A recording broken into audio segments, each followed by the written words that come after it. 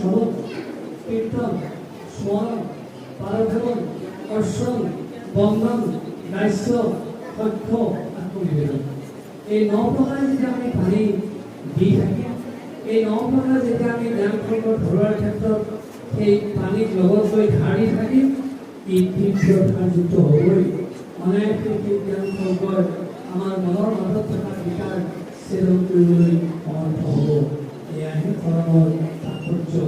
শৰণ কেৱল বিয়া পাতিবৰ কাৰণে নহয়, শৰণ কেৱল নাম লোৱা পাঠে তেনেকুৱা বিষয়ভাৱ ল'বৰ কাৰণে নহয়,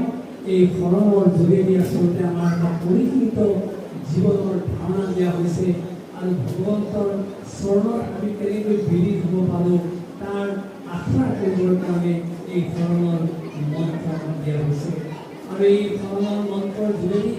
আমি 6টা সংকল্পিত হওঁ